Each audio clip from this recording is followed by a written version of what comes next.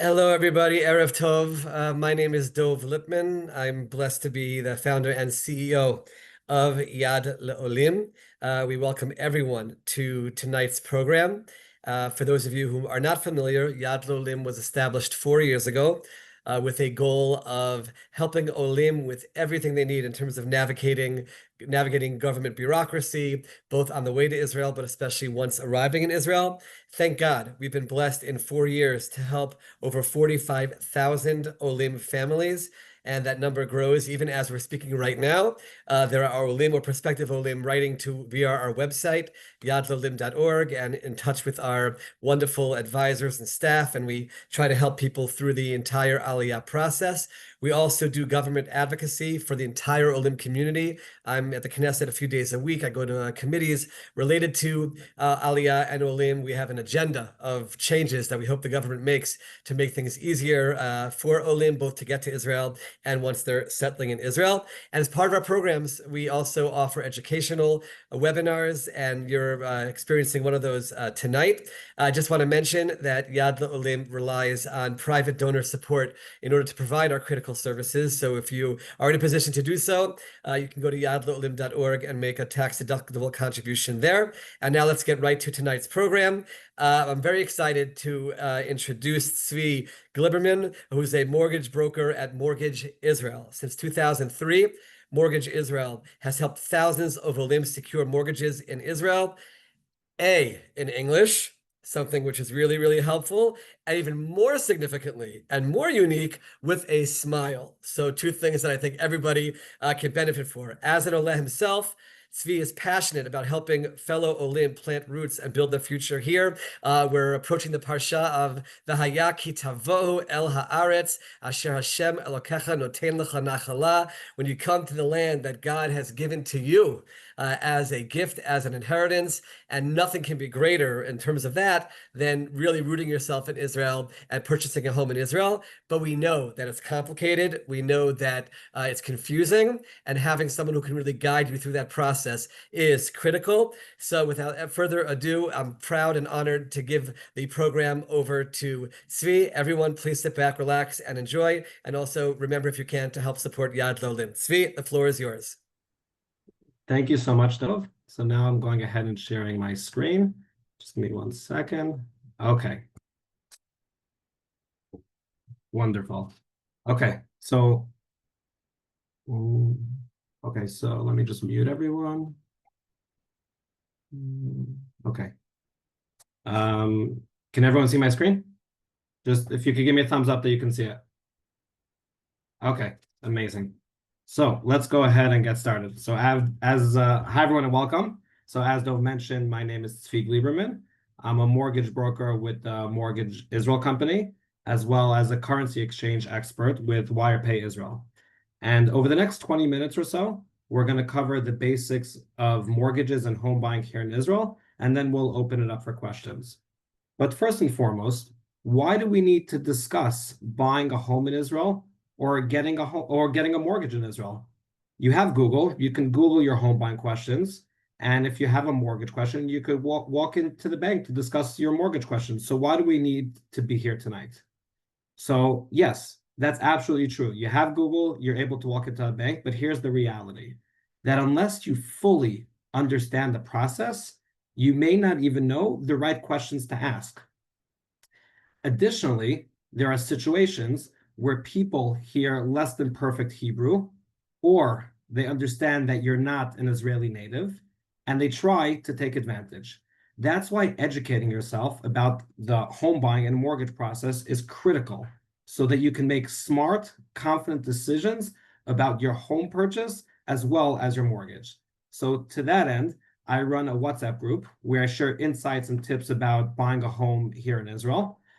So on Sundays, I share a home buying tip. Monday, we focus on mortgages. Wednesdays, I bring in an expert, be it a real estate broker, a lawyer, appraiser, architect, designer, and whatnot, and they give you their insider perspective. So the QR code to join the group is on the bottom right of this presentation. And also on the bottom right, you have my contact information. The quickest way to reach me is via WhatsApp, and please feel free to reach out literally at any time.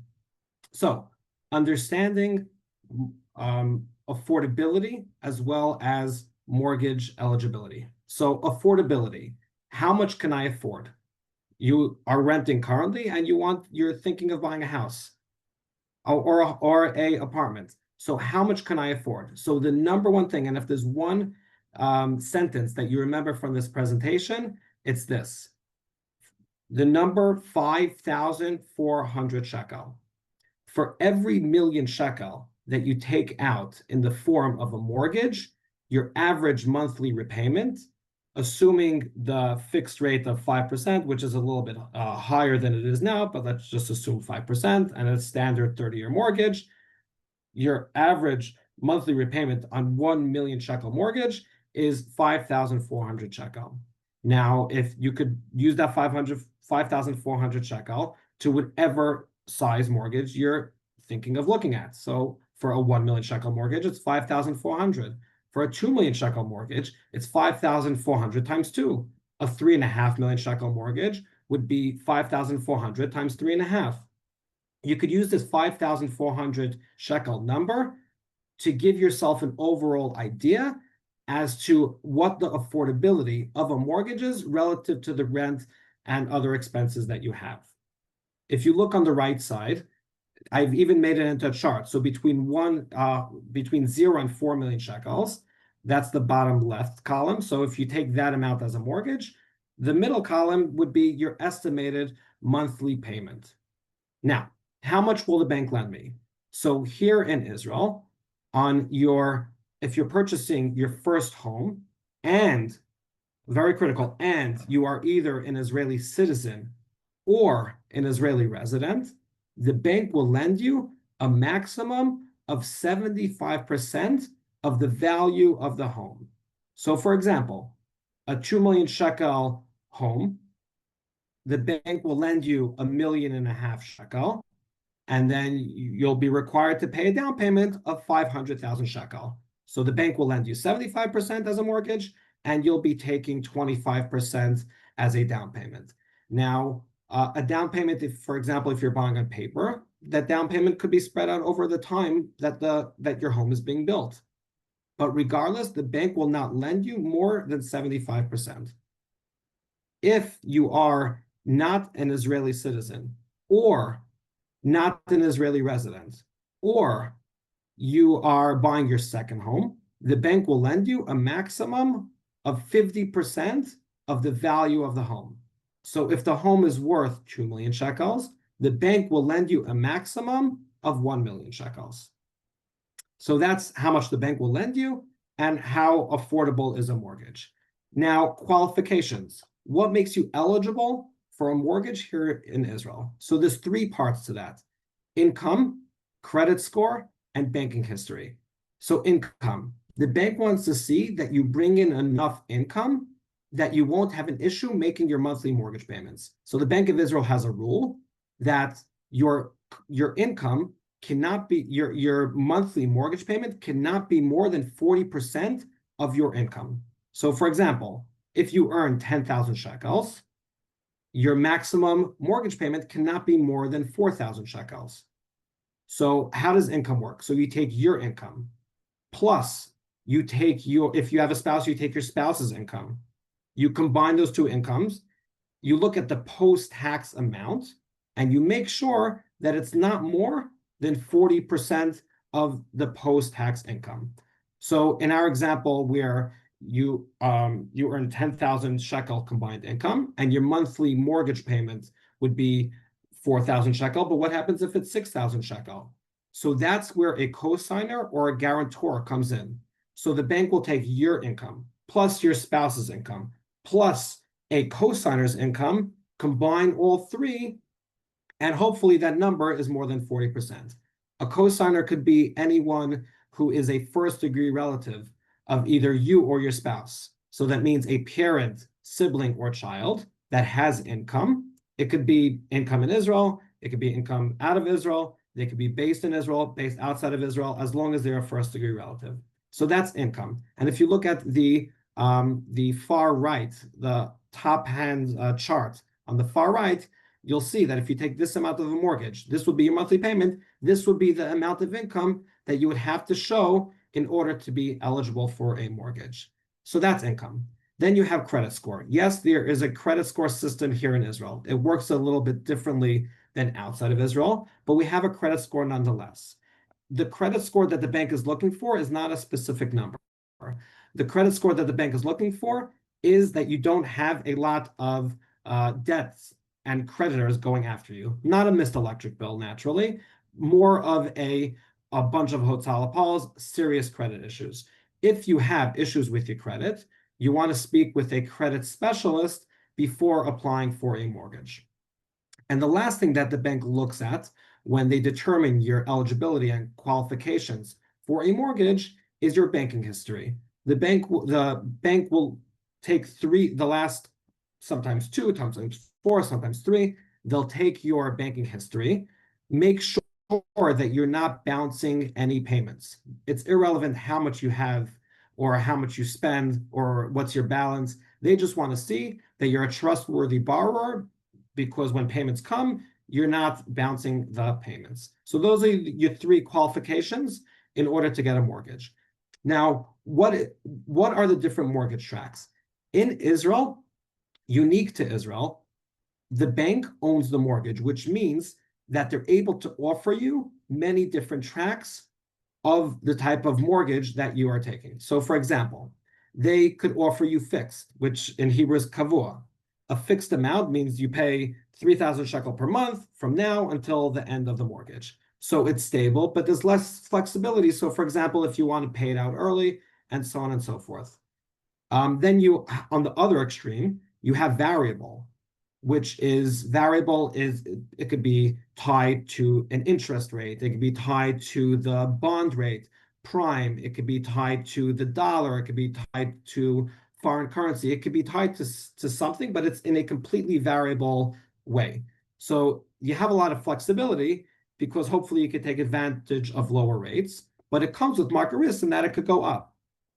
In the middle, you have semi-fixed, which is not fixed or not variable. It's fixed for a set period of time. So that's mishtaneh. It could be mishtaneh kol shnatayim, for 18 months, for 5 years.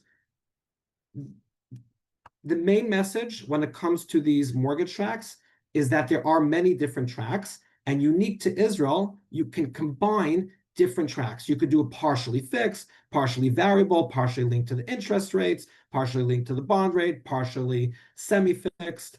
So this is where a mortgage broker comes in, is that they're able to work out a specific plan for you so that you're able to take advantage of potentially lower rates over time and not only get a good rate, but look at the entire picture. So for example, if you plan on selling the apartment in the near future, or you may have a Yerusha or a raise or stock options, that will all be figured out within the plan in setting you with the right tracks. So the main point is that there are many different tracks that you're able to choose from, and you should work with your mortgage broker to make the right track that works specifically for you, because other tracks may work for other people, but that's based on their financial situation. What works for you may not work for others. So that's something that you want to have a conversation with before going ahead and signing on a mortgage.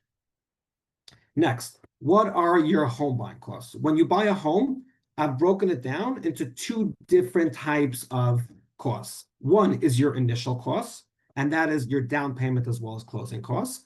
And then you have non-immediate costs, which is your non-home buying costs, as well as your mortgage, which is paid out over time. So your immediate costs, when you want to purchase an apartment, your immediate costs are your down payment, which is your initial investment. Again, if you're buying on paper or you're doing some other scheme, you're able to pay the down payment over time. And then you have closing costs. Interesting to Israel, closing costs cannot be baked into the mortgage. It is due either at signing or a little bit after signing, sometimes 30 days, sometimes 60 days, depending on exactly which closing costs we are referring to. I've divided the closing costs into two categories, M for mandatory and non-M for non-mandatory. So mandatory is you need a real estate lawyer. A real estate lawyer is the one that does the contracting. They register the property for you. There's no title companies that register for you. It's the lawyer itself here in Israel. as well as they pay your purchase tax. So moving on to purchase tax. Whenever you go ahead and you buy a property here in Israel, you have to pay purchase tax. And whenever you sell a property here in Israel, you have to pay sales tax. One of the benefits as an Oleh is that your purchase tax between 2 million and 6 million shekel is at a more favorable rate than if you are a non-Oleh. Less than 2 million shekels, your purchase tax is zero. So if you're buying something for 1.9 million shekel, you pay zero. If you're buying something between 2 and 6, you'll be getting a preferred purchase tax rate based on the fact that you are an Oleh, which applies for 7 years after your date of Aliyah, not including Shirut or army. Then you have the appraiser. The appraiser costs a couple of thousand shekel. It's what the bank brings in to assess the value of the property. You have bank registration fees. Those aren't large fees. It's about 1,000 shekel, but it's something that you just want to be aware of, that you will be paying a fee when you go ahead and you register a mortgage. Those are the mandatory fees. Then you have the non-mandatory fees. So a mortgage broker, what does a mortgage broker do? So different mortgage brokers have different requirements, and how and to whom your financial story is presented to the bank impacts the approval, as well as obviously the loan rates. So a mortgage broker with experience navigating these complexities helps you prepare the right documents and deals directly with the bank on your behalf. And they also coordinate the legal paperwork, the insurances, appraisals, and they essentially streamline the process, increasing the chances also, naturally, of getting you the best possible terms. So in summary, the right broker can mean better rates, a faster process, and more streamlined, and hopefully less stress for you. That is a non-mandatory cost. Also, a real estate agent. I highly recommend using real estate agents because they have access to properties and they have knowledge about the inner workings of a community that we may not necessarily be aware of. Additionally, you have a structural engineer. Different than an appraiser, a structural engineer goes into any already built property and they assess the structure. So they'll look at the walls, they'll look at the floors, pipes, mold, everything, and they'll give you a detailed analysis as to the structure of the overall property. And that's something that I highly recommend on any secondhand property, because you want to know what you're purchasing so that you'll be able to financially plan. And you can also use this as a negotiating tactic to lower the overall cost of your purchase. And lastly, we have currency exchange. If you're selling your home outside of Israel, or bringing your down payment from outside of Israel, you have to bring it into Israel as well as exchange it into shekels. So there are currency exchange that you could go to the bank. However, the bank is extremely expensive in terms of the exchange fees, as well as time consuming. They could take very long. So there are currency exchange companies. So I work for Mortgage Israel. I also work for WirePay Israel, and we exchange your money at a cheaper price as well as a quicker pace than if you would go through the banks. So those are your closing costs that you would have to give initially. Then you have non-home buying costs, which is add-ons. So if you are buying a new structure and you want to add specific details to your home, or if you have a secondhand property, so a home that's already built and you want to renovate. However, that's not something that's needed right away. Appliances, if you're moving into a property, the appliances that you currently have may not be applicable and may not fit in your purchase home. So for example, if you have beds or an air conditioning system or a washer dryer, it may not fit in your new home. However, that's not something that you need right upon closing. Moving costs, as well as utilities and utility setup. And lastly, you're going to need insurance. Often mandatory property, life insurance varies. Sometimes you could get an exemption. Sometimes if you have another policy, you get it canceled. But when you get a mortgage, the bank wants to see property insurance as well as life insurance. So those are the home buying costs. The last thing we're going to cover and then I'll open it up for questions, is how do you go ahead and buy a home here in Israel? So the first thing that you do is you get pre-approved. The Hebrew word for pre-approval, for mortgage pre-approval, is called an Ishor Ekroni. What is an Ishor Ekroni? You take all your documents, you give it to your mortgage broker takes it to the bank, and the bank says, based on what you have presented here today, we will approve you for a mortgage at this amount. So it is a approval process, as well as talking things through with either a financial planner or your mortgage broker to understand what your budget is. Because you don't want to go into a situation where you overshoot your budget and you have a problem down the line. So first things you want to do is understand your budget. Once you understand your budget, you'll go to a mortgage broker to get the all-important Ishor Ekroni, the financing. Once you have your financing and you fully understand your budget, you're able to go and find your property. Agents are the best and most efficient way of finding a property here in Israel. If you don't want to go the agent route, the other two ways I have found that people have been very successful with are friends.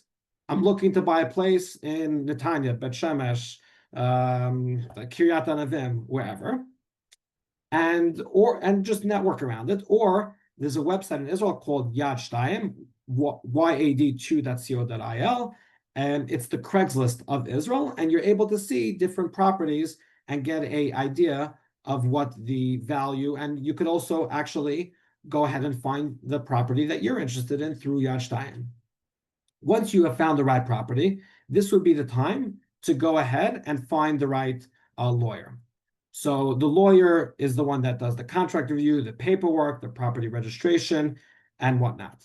Once you have your lawyer, you want to do a review. So you'll have the appraiser come in, check the value, make sure the value of the property is in line with the purchase price. You'll do a final check with the property details. You'll check in with your mortgage broker. You'll check in with your lawyer. You'll make sure that everything is done before you go ahead and you sign. In Israel, there's no mortgage contingencies. There technically can be. I've yet to see one. Once you sign on something, it's done. So you want to make sure that everything is reviewed and in tip-top order before you go ahead and sign. Once the review is complete, you go ahead and you sign. Signing and closing in Israel happens at the same time. So you sign the contract. The mortgage broker gets to start to work on your mortgage. Once your mortgage is fully paid out to the buyer, you're able to move in. Now, I mentioned a lot of different types of moving parts here. I mentioned the appraiser, the lawyer, currency exchange, structural engineer. Now, where would you go ahead and find all these people? So what I have found that has worked for me as well as all of my clients is that you find one person who you can trust and take that person and ask them to refer you to the right lawyer or to the right appraiser or to the right real estate agent.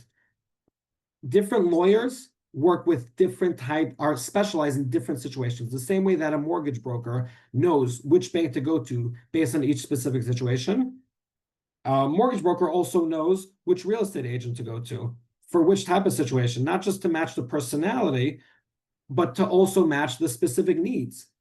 A structural engineer, all these different things, find one person that you trust, be it a mortgage broker, be it a real estate agent, be it a lawyer, and then ask them to refer you specific help. And we all work together every single day, so it's not that difficult to refer to you any sort of help, and we are here to help. Before I close, before I actually open it up for questions, I'd like to close on a more personal note. We've spent the last 20 minutes or so discussing mortgages, numbers, interest rates, home buying, but buying a home here in Israel, especially after October 7th, is about something so much bigger than you or me. Personally, I've done close to 150 days of reserve duty fighting in this war, and I'll be going back again mid-November time. And I can tell you with absolute certainty that the strongest message that we can send to our enemies isn't on the battlefield. It's right here. Every family that chooses a life here in Israel, every family that decides that Israel is their home, every family that plants roots here and refuses to leave no matter what, makes a statement louder than any weapon. The army calls me a lochem, a fighter, but every single person here on the Zoom is a fighter as well. With every home bought, you, as your own soldier, are declaring to our enemies and to the world that we are here to stay and nothing will ever remove us from this land. So my bracha to all of you is, may you find the right home and the right, more important than the right home, the right community in Israel that truly feels yours. And may we all merit to see generations of our families living here in Israel in peace, security, and endless simcha.